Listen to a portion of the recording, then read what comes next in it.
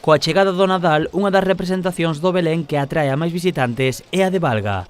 Cada ano, miles de persoas achéganse a ver a recreación do nacemento de Xesús elaborada manualmente pola Asociación Amigos do Belén.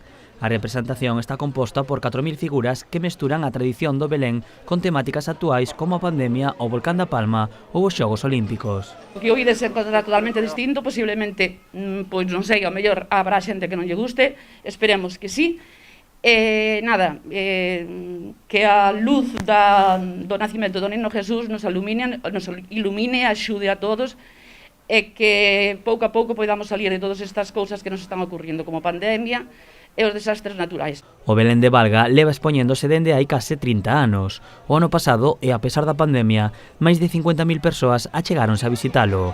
Dende o Concello agradeceron o traballo realizado pola asociación e cualificaron o Belén como un orgullo. 27 edicións consecutivas donde se leva promovendo toda esta xente que, como ben decía anteriormente, estalle dedicando pois moitas horas do seu lecer, do seu tempo de descanso a traballar aquí arreo para que todos nós despois poidamos disfrutar del. Así que un ano máis, noraboa, e repito, estamos moi orgullosos do traballo que vindes facendo. O Belén de Valga está declarado de interese autonómico. Tanto para a vila como para a comunidade, a súa representación convértese nun gran reclamo turístico. Polo tanto, isto trascende moito máis alá.